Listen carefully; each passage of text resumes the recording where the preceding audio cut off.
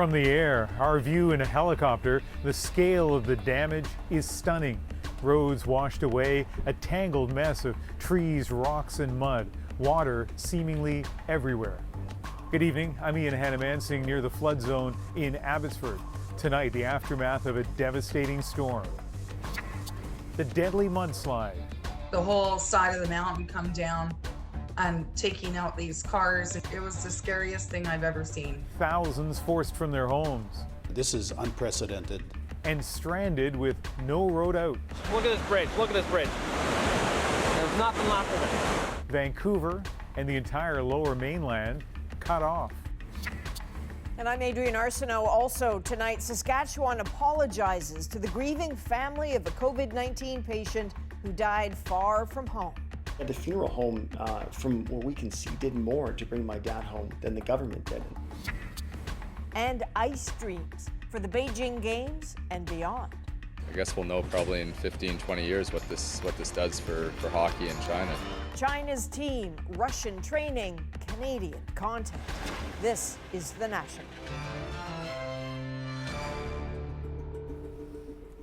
Welcome to a special edition of The National from Abbotsford, British Columbia, where roadways have become waterways. The situation still desperate. After a month's worth of rain fell here in just 48 hours, there is a break in the weather, a critical window for first responders dealing with one emergency after another. And tonight we've learned one person has died.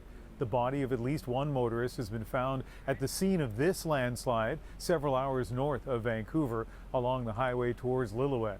Rescue and recovery efforts underway. Landslides and floods have crippled highways near Agassiz, along the Fraser Valley, and its links to the BC interior, near where I am tonight in Abbotsford. Evacuation orders in Sumas Prairie and Yarrow have forced thousands from their homes. In BC's interior, the entire town of Merritt has been ordered evacuated. And in nearby Princeton, hundreds of people also displaced. That's where we begin our coverage, the communities in the BC interior where thousands grapple with the loss of homes and now lives. Aaron Collins joins us from Princeton. Well, Ian, here in Princeton, there was 2 meters of water on this street just yesterday. Today, people here are taking stock of the damage, and we're still learning about the true scale of this tragedy across the BC interior. On this stretch of road, the story of BC's latest natural disaster took a deadly turn. A mudslide driven by floodwaters carried vehicles away here. This woman was there. It was the scariest thing I've ever seen. Like, I had no idea, so I just turned around and I'm just watching the whole side of the mountain come down and taking out these cars and everything just being swept away and just complete panic. Search and rescue teams combed the area for survivors. Officials say at least one person has died. I would first like to extend my condolences to the family of the person who lost their life on Highway 99. The rain that caused that tragedy has mostly stopped falling in BC's interior, but the damage is done. The water line was right there. Many homes here in the town of Princeton were underwater. My people and my animals are safe, so that's all that really matters, but I'm just devastated. As that water recedes, the cleanup has already begun. I'm just glad it's over. Like, the cleanup you can handle, you know what's ahead of you, but when the actual flood is happening, you know, you just have no idea where you're going to be. Up the road in Merritt, people are still trying to get out. One family rescued by helicopter today. Floodwaters took out the city's wastewater facilities. Officials say that without drinking water, people won't be able to come home for the foreseeable future. People are not allowed to enter. It is simply not safe for anyone to be here who doesn't absolutely have to be. All of this not far from Lytton, BC, where a heat dome fueled wildfires that wiped most of the town off the map this summer. Now, nearby land has been washed away by an atmospheric river. And Aaron, what more do we know about the Lillooet landslide? Well, we can't get to the site of the slide itself. That road is closed, but I can tell you search and rescue efforts are continuing, and it's thought that 2 more people could be missing. Thanks, Aaron. There's also widespread disruption and destruction in the Fraser Valley.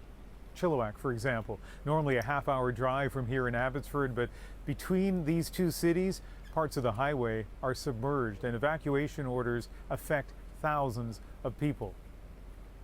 Susanna De Silva joins us now from Chilliwack with the disaster and the upheaval that's unfolding in the Fraser Valley. Susanna?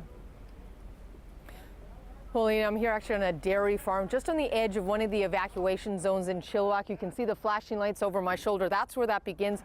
This road has seen a steady stream all day long of farmers and animal trailers in and out, back and forth, desperate to try to get their animals off of their properties. They are being taken to farms all throughout this region. Other farmers who've been stepping up and saying, yes, like here, please bring your animals here. We can take them. Some animals even being taken out on boats at this point. These farms are among the hundreds of homes in this region that have been evacuated, sending thousands from their homes. This family thought they had made it out before the floodwaters. Just packed up the vehicles and started coming out, thought we could get to a hotel somewhere. When we got across the bridge, we found we couldn't go anywhere. Instead, it was a long night in the car with the kids waiting for rescue.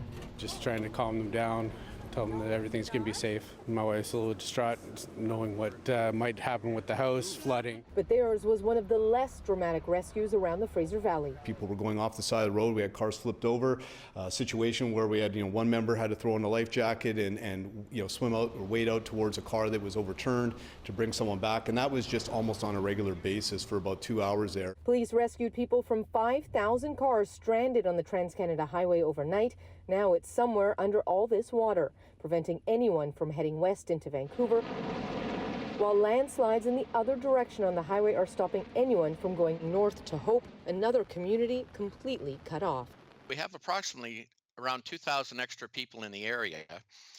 So it's putting a strain on our system within town. But I got to say, the business community is really pulling together. The community of 6,000 has been welcoming stranded evacuees while making plans to bring in supplies like groceries by air if needed. We always have to find a way. People are stepping up. People are bringing stuff from their homes and everything else and dropping off at these centers, to make sure everybody's fed and looked after. Hundreds are at the local high school. Others are sleeping in cars. Some, like the Tweedy family, have been welcomed in by total strangers.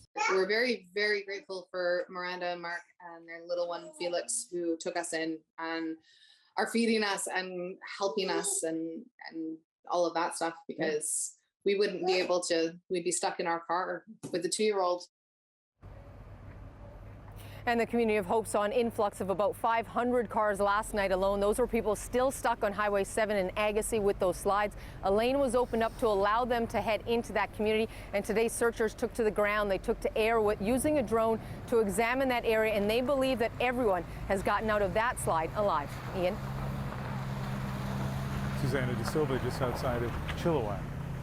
The closure of 3 major highways is effectively cutting one part of the province off from another. Highway 1, Highway 3, and the Coquihalla. They're the major arteries connecting BC's lower mainland to the interior and to the rest of Canada. Beyond stranding thousands of people, the closures have also severed the province's busiest supply routes, cutting off communities from some essential goods. Renee Filipponi has that part of the story. Water rushes underneath a now completely severed section of the Coquihalla Highway. Look at this bridge. There's nothing left of it. The busiest route through BC's mountains is now impossible to pass. So you can see this is my truck right here in the back. Larry Stefaniak says he was forced to abandon his truck filled with fish, headed for an Edmonton pet food plant. I think its shelf life is about 6 days from the time it was ground up. So if we don't get it moving, it will be too late. But all the highways connecting the lower mainland and the rest of the country are shut down. To make matters worse, all rail service has also been impacted by damage to the line. No trains are coming to or from the Port of Vancouver. And that's creating concern in Abbotsford, a community underwater and also cut off from an important product. I can think of many, many farmers that I know on Sumas Prairie. They're going to be devastated because, we're going to run out of feed in 4 or 5 days. They're going to run out of feed in 4 or 5 days. There's nothing left in the store. The panic is playing out on grocery store shelves as people rush to stock up, unsure how long the major routes will be closed. The province says it's possible Highway 3 will be open by the end of the weekend, but the Coquihalla and Highway 1 will take longer. Our maintenance contractors have gathered all the heavy equipment they can. They are ready to clear roads. They are waiting for the signal of when it is safe to do so. You know, when you see a piece of road that looks like this, This professor of engineering says some repairs to the Coquihalla could take months. Getting the roads, especially the bridges, back up and going, probably with temporary structures to begin with, and then more permanent works over time. But for many stuck in limbo because of this destruction, time is not on their side. Renee Filipponi, CBC News, Vancouver. Flooding has also affected the Malahat Highway on Vancouver Island. Crews were able to reopen a vital stretch between Victoria and Cowichan Valley this morning after damage from heavy rain closed it yesterday. For now, it's down to a single lane with traffic directions alternating every 30 minutes. It will be closed overnight and over the next week as crews work to repair the damage. Of course, weather will continue to be a big part of this story moving forward to help facilitate the cleanup and get those roads open again. And joining us now is meteorologist Tyler Hamilton. He's with the Weather Network. And Tyler, we've had a few days to kind of absorb what's happened here. How would you describe what did occur in British Columbia? Ian, when we check the climate records, nothing compares. This atmospheric river that sliced across southern Vancouver Island and the lower mainland dropped unprecedented amount of rainfall. The Malahat picking up nearly 200 millimeters of rain. That region is normally in a rain shadow. And then Metro Vancouver into the Fraser Valley, rainfall rates 10 to 15 millimeters an hour every hour for in excess of 24 hours, bringing Hope over 250 millimeters of rain.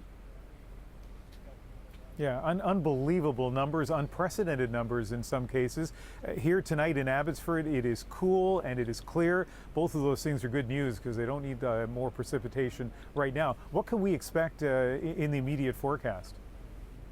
So there's some good news with the freezing levels. They've dropped, they've stabilized that snowpack, but the ongoing flooding still a concern. It's going to take days or weeks to really start to drain some of this. There's a system we're tracking Thursday night into Friday that is just going to clip sections of the lower mainland at this point. But as it clips the region, we could be looking at an additional 5 to 15 millimeters for the region, and we don't need a single millimeter more across the Fraser Valley. No kidding. Thanks, Tyler. Tyler Hamilton from the Weather Network. This is a disaster that's affecting a very large geographical area, and that really comes into focus when you see it from above. It's just mind-boggling to see how much water has fallen in such a short period, and it's just got nowhere to go either. Coming up a little later, a look at the scope of the devastation with a helicopter pilot who says he's never seen anything like this.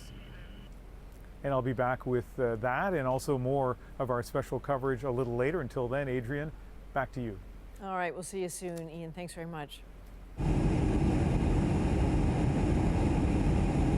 So that same system that has caused chaos in British Columbia brought whiteout conditions to large parts of Saskatchewan today. Blizzard, wind, snowfall warnings, they stretched across much of the province. Several roads have been closed, bringing some regions to a grinding halt. Officials are asking people to reconsider any unnecessary travel. Turning to the COVID-19 story now, hundreds of thousands of Canadians have lost loved ones to the virus. Relatively few have had that experience with a family member who was transferred out of province. But it happened to a Saskatchewan family who say the government made their grief even more acute. Here's Amira Issa. This is a trip we had to Whistler. Andrew Miller still remembers their last conversation with their father before he died. He was struggling to just even to breathe. 61-year-old Ken Miller wasn't vaccinated against COVID-19 and died after a month-long fight with the virus. But he wanted to tell me that, that he was so sorry and that he had no idea. And he repeated that over and over again. And then he basically told me he loved me. Miller was among the 27 intensive care patients moved to Ontario from Saskatchewan to alleviate pressure on the province's healthcare system from COVID-19. But his family says Saskatchewan was unprepared and unhelpful. Miller says it took 5 days for their father's body to be sent back home, and only after a funeral home stepped in. Yeah, the funeral home, from what we can see, did more to bring my dad home than the government did, and the government was who sent us out to Toronto. This week, Saskatchewan's Ministry of Health apologized to the family. It's extremely unfortunate if there's somebody that's been delayed 5 days. Miller's transfer to Ontario happened because Saskatchewan's ICUs were overwhelmed by the fourth wave. Now, the situation has improved, but experts say the province is not out of the woods just yet. I hear from my colleagues in Saskatoon, Regina, other parts of the province that there are patients coming in every day into the emergency departments that are being directly admitted into the ICUs, directly admitted to the hospitals. As for Andrew Miller, with their father put to rest, they hope others will get vaccinated to avoid losing their lives or the life of a loved one. Omaira Isa, CBC News, Regina. Erin O'Toole has removed Saskatchewan Senator Denise Batters from the federal Conservative caucus. Now, yesterday, she launched a challenge of his leadership. Under Erin O'Toole's leadership, the rift in our party is growing. She said she wanted an expedited leadership review of O'Toole. In a statement tonight, the Conservative leader said Batters showed a clear lack of respect for the entire Conservative caucus. Jury deliberations in the trial of Kyle Rittenhouse got underway today. The 18-year-old has been charged in the deaths of two men at a protest last year in Kenosha, Wisconsin. The case has become a flashpoint in the U.S. around the issues of police, protests, and guns. There is some extra debris in space tonight after Russia decided to test out its missile system on one of its own satellites. But its direct hit up there touched off a war of words down here. Chris Glover has the details. Sorry for the early call. We were recently informed of a satellite breakup.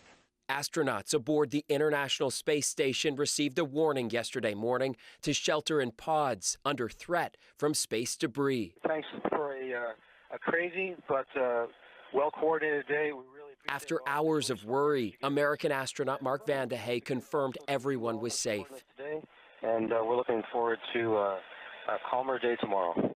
Back on Earth, things may take longer to calm down. Russia's dangerous and irresponsible behavior jeopardizes the long-term sustainability of our outer space. Immediate condemnation from the U.S. State Department. The debris cloud was caused by a Russian missile hitting one of its own defunct satellites. The United States will work with our allies and partners to respond to Russia's irresponsible act. This strike was in Earth's lower orbit that's littered with space junk. Further out are critical satellites for things like GPS technology. If a country can hit a satellite in low Earth orbit, what's stopping this country or another country going further and hitting a satellite, a GPS satellite in medium Earth orbit? Today, Russia's foreign affairs minister confirmed the strike but dismissed safety concerns as overblown. Russia, China, and the U.S. have done these tests in space before, but this was Russia's first to hit a target, leading to worries this strike could fuel an escalation of space hostility. I think that the U.S. establishment has been rather too complacent about the idea that, yes, there's going to be war in space and that's what we're going to do. I think there's still hope to avoid that.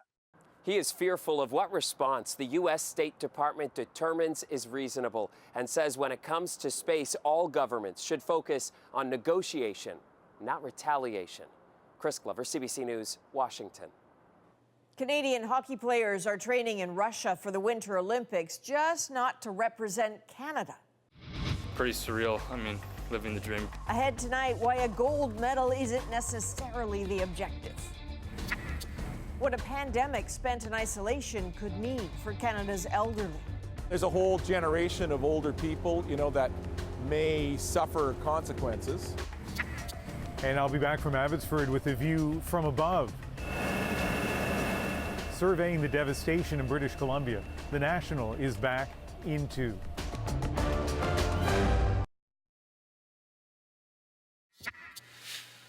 Welcome back. Ontario is looking to expand COVID testing in its pharmacies. They will soon have the option of testing people who are symptomatic. It will help kind of influence people to isolate if they know for a fact that they do have COVID, and obviously that will decrease the spread. Walk-ins won't be allowed and strict mask protocols and other precautions will be in place. The government says it is approving the change because of the province's high vaccination rates. Moderna has asked Health Canada to approve its vaccine for children. It would be for kids aged 6 to 11. Pfizer made a similar submission last month, though it was for those aged 5 to 11. Both Moderna and Pfizer say they are also testing their vaccines on babies and preschoolers. And today, Pfizer applied to the U.S. Food and Drug Administration for emergency use of its COVID treatment pill. The company says the drug can reduce the risk of hospitalization and death by 89% in high-risk patients if taken within 3 days of the onset of symptoms. Now, in this country, geriatric health experts say seniors have suffered declines in mental and physical health because of the pandemic. They are warning of an uptick in what they call deconditioning. Health reporter Vicadopia has the details.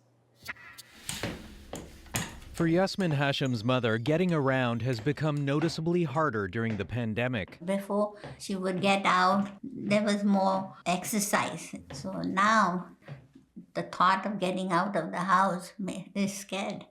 Her weekly seniors group hasn't met in person in over a year. She wants to go back to those days.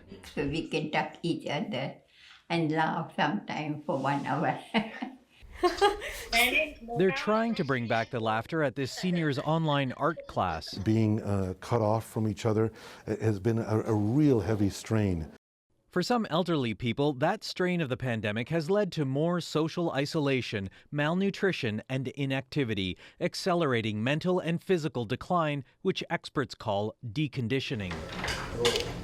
There isn't much Canadian data about deconditioning, but people who care for seniors say they're seeing more of it. And has often led towards the necessity of long-term care.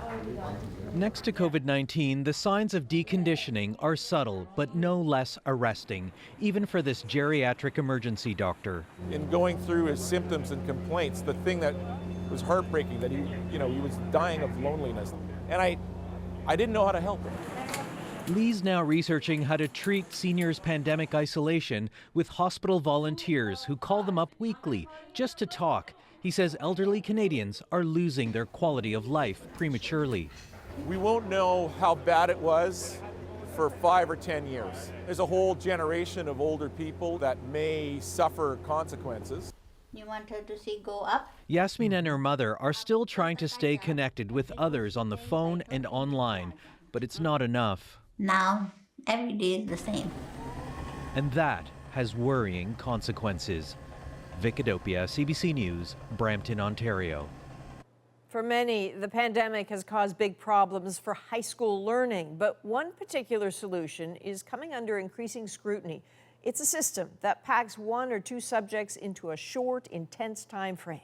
Deanna Sumanak-Johnson shows us some of its impacts. Graham Hopkins struggled under Saskatoon's quadmester system last year, where an entire course would be compressed into mere weeks. I failed a physical sciences course. This year, his school is using a quarter schedule, but the same issue remains. Long classes with lots of material to cover in a shorter than usual time. It's extremely stressful. You have almost no time at all to learn anything or truly absorb any kind of information.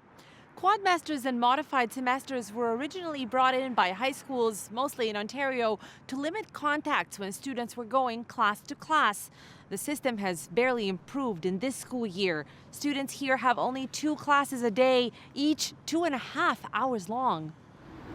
This high school chemistry teacher says that those long classes are made harder by the absence of lab and group work, also because of COVID protocols. So imagine doing science where the students are expecting hands-on labs and hands-on activities, but instead they get to just sit at their desk for 2.5 hours every class. It's about limiting contacts. It made sense during the pandemic when it was at its height, but we're not there anymore.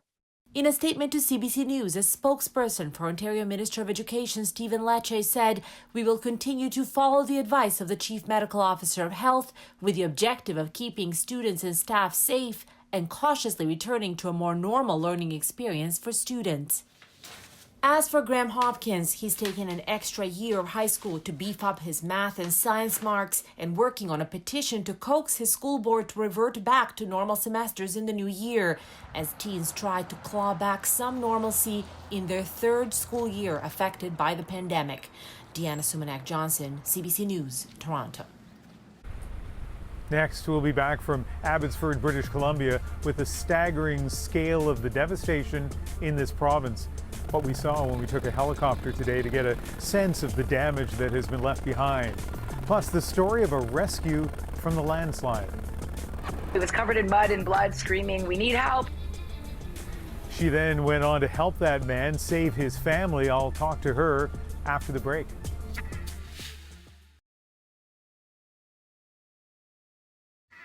I would first like to extend my condolences to the family of the person who lost their life on Highway 99.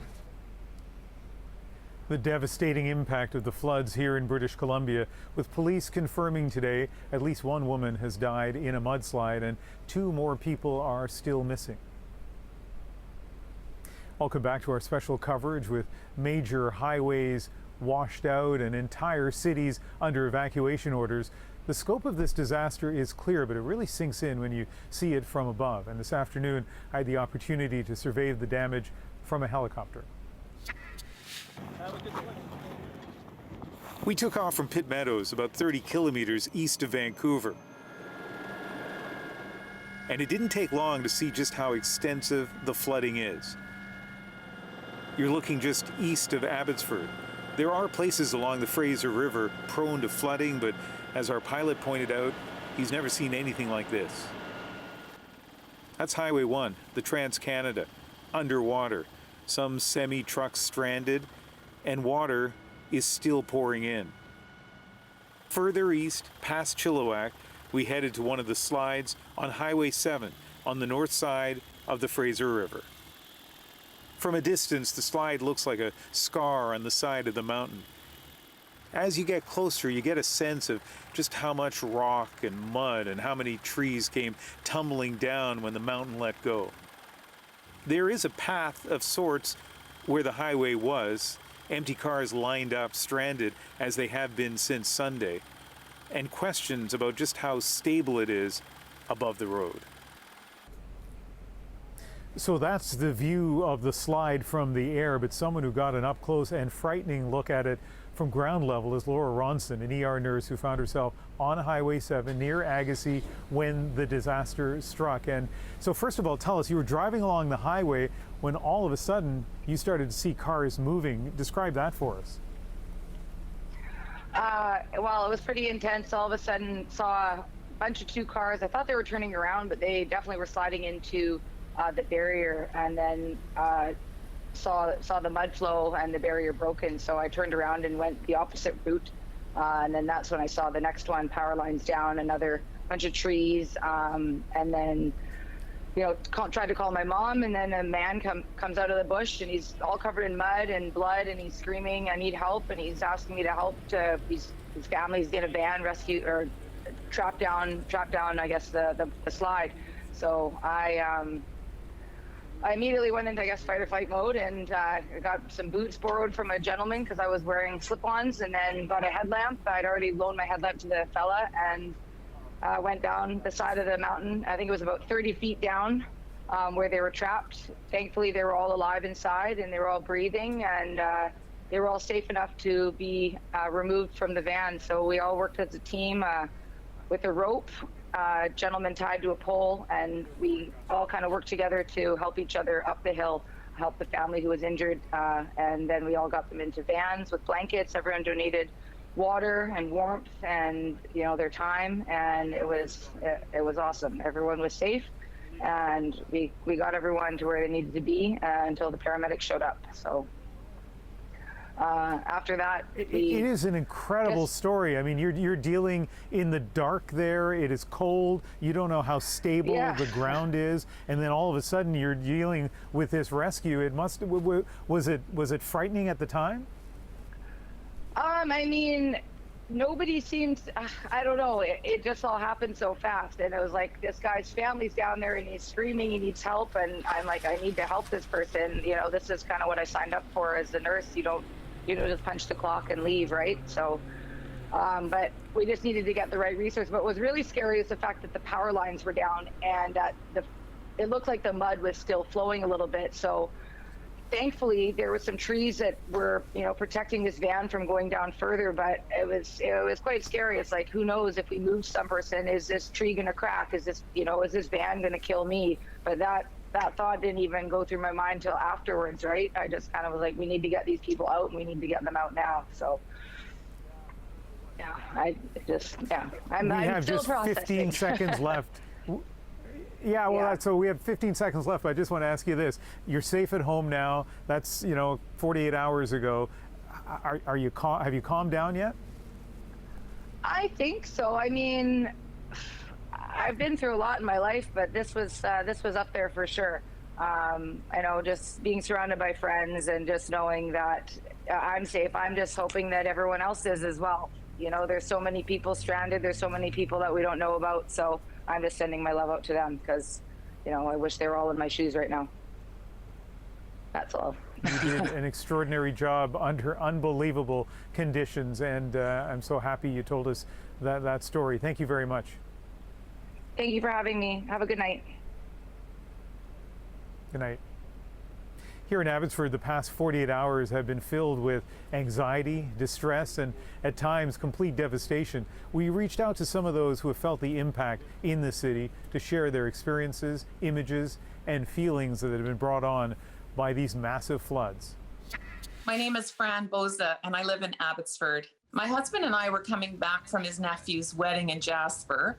We were fairly close behind the first mudslide. It was almost as if you could hear the mud sliding.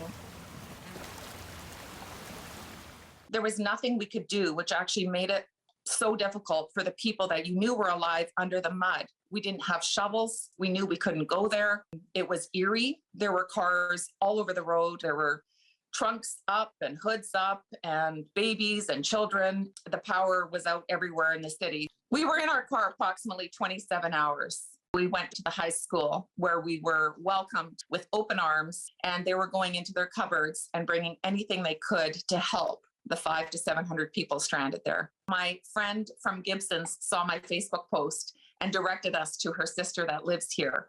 And this is where we are staying, and apparently tonight as well, and maybe tomorrow. We don't know how long it's going to be at this time, and they have been wonderful. Hello, my name is James Reinheller. I live in historic Claiborne Village in Abbotsford, BC, and we are experiencing flooding right now. There's a little creek that comes through, and it started overflowing, but it turned from this little creek into a massive, massive river with strong currents.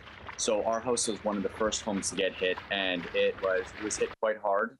It was starting to pool up and flooded some minor parts of the home into the carriage house in the back. And so I was up for, definitely half the night with working with our sump pumps and making more sandbags to save more parts of the house. It looked like our house was built like right on a river. And right when you open our door, you have a river rushing right through, and you could see the neighbor's garbage flowing down. You could see plants flowing down. It's very scary because it was rising insanely fast, and you don't know when it's going to stop rising. You don't know when, and you don't know when it's going to start cooling up even more without having the water flowing by you. It's a very surreal feeling. It doesn't even feel real when you're watching it. You just can't believe it.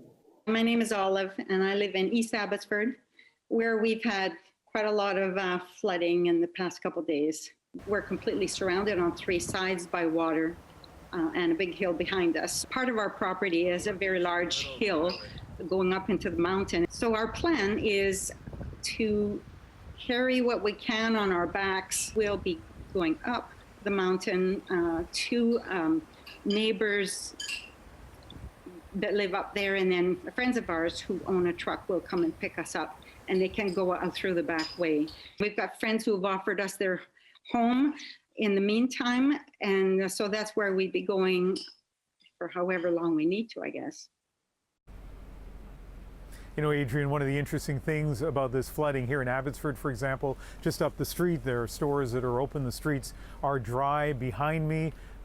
There's not supposed to be water on that road behind me, and a couple of cars are stuck in it. But everywhere in this province, at least everyone I've talked to, the sense of anxiety about all the extreme weather we've lived through over the last few months. But also, just from listening to those people, the sense of the way in which, you know, neighbors and strangers just get into it, you know, and just get there and help out. I think it's made a huge difference. We will see you very soon, Ian. When we come back, a doctor, a dad who lost his family, has a message and a mission. The mission is to give a human face to my daughters. The mission is to bring justice to my daughters and to spread hope. A Palestinian-Canadian goes to Israel's parliament for compensation and an apology.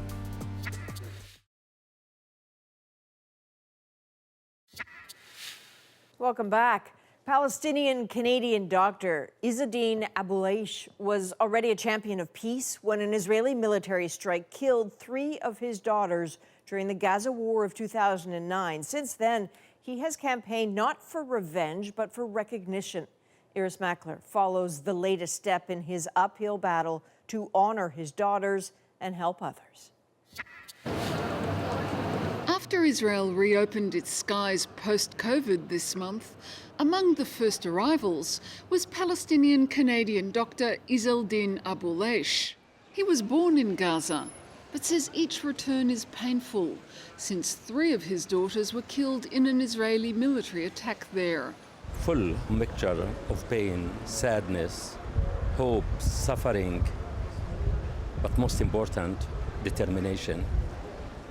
The mission is to give a human face to my daughters.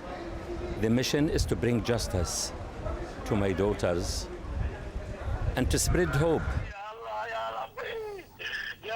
Dr. Abuleish called in to Israeli television during the 2009 Gaza war between Israel and Hamas, as his house was being shelled by Israeli tanks. His suffering was seen live on TV. This is Mayar. After the death of Bisan, Mayar and Aya, the doctor moved to Toronto with his surviving children. He set up an educational foundation, Daughters for Life, in their honour, and still fights for their rights. It's the responsibility of the loving and living to advocate for them, to speak for them, to hear their cries, their pain, even in their death. He's in Israel to seek compensation from the government and says any money will go to expand the work of his foundation. His first stop is the parliament, the Knesset. Some lawmakers are signing a petition asking Israel's Prime Minister to meet with him. One from the Labour Party signs on the spot. We want them to apologise, to take responsibility about the tragedy in a positive way, to have the moral, ethical courage to acknowledge what happened. Dr. Abuleish is also trying a legal route with a case before Israel's Supreme Court. I am hopeful and came here hopeful that justice can prevail here. There are supporters and media, but the chances are slim. This is an appeal from a judgment against him in the district court. After making his case, he will return to Gaza on a very special mission. To visit the graves of my daughters, because I am accountable to them and they are watching me. To say to them, I am here for you. I did my best, and I will continue to do my best till I meet them one day. The Supreme Court is expected to hand down its decision in 2 to 3 months. Iris Mackler for CBC News, Jerusalem. China isn't known as a hockey-playing powerhouse, but that's not stopping them from putting a team on the ice for the Beijing Olympics. Will adding some Canadians to their roster help? It's still going to be a huge situation with possibilities for embarrassment. Got a bit of a scouting report coming up after the break.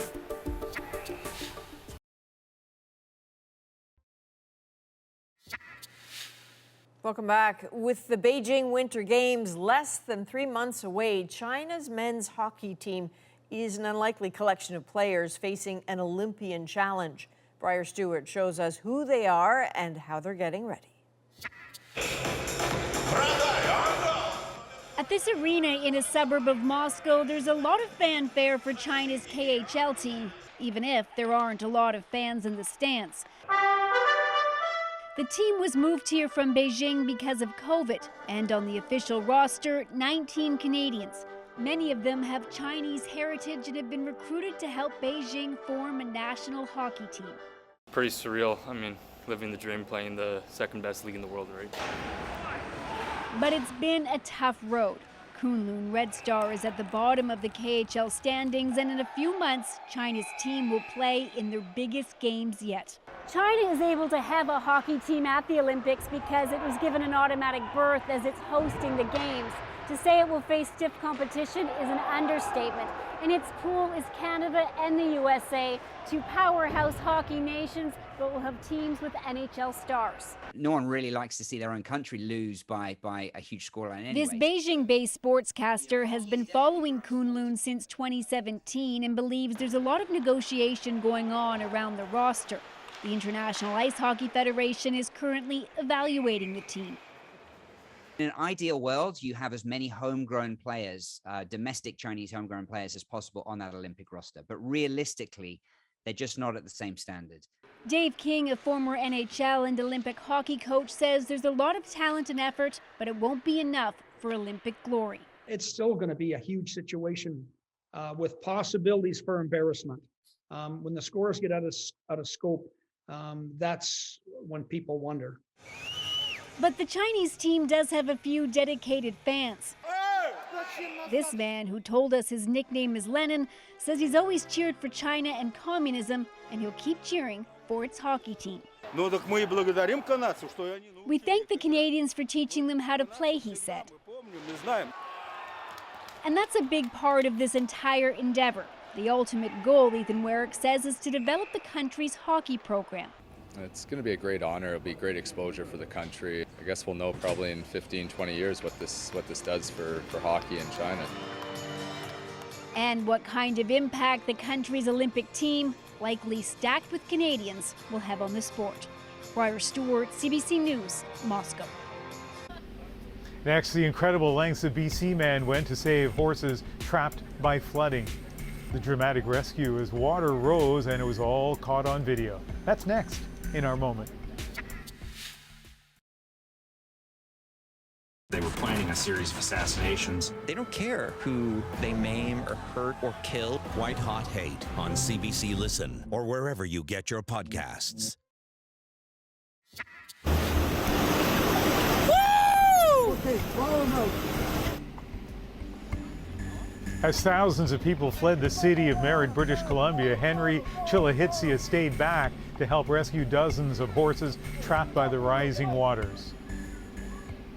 He traded his saddle for a boat and sprung into action, coaxing the horses to higher ground. And that incredible rescue is our moment. It took us 5 tries to finally get them to actually move. That's all they were doing is just moving in circles because they didn't want to go anywhere. Instead of trying to go in right away, we went around them with our boat. We just kind of circled around them, and then once we got them all turning towards the gate, we kind of just went in sideways with our boat. Can you go in there with them? Yes, go in there with them. Once we started pushing the horses that were in the back over, that's when the whatever lead horse was up front had no choice because it pretty much got pushed. Once the first one started swimming, then the rest just followed. They had to swim maybe 10 feet and then they were on shallow ground again. had a lump in my throat the whole time, so my emotions were pretty high, and I own horses myself, so they're kind of like my kids. Wow, that is extraordinary. And you should know that he spent yesterday rescuing cows, and the good news is all the animals are okay. And it's nice to get some good news, Adrian. As you know, a lot of the places that were hit by the flooding and the fires in the summertime was ranch country, lots of animals, and it just added a couple of degrees of difficulty for getting people out, but also trying to keep their animals safe as well. So as I said, nice to finish with a nice story. That is the National for November the 16th. Good night. Good night.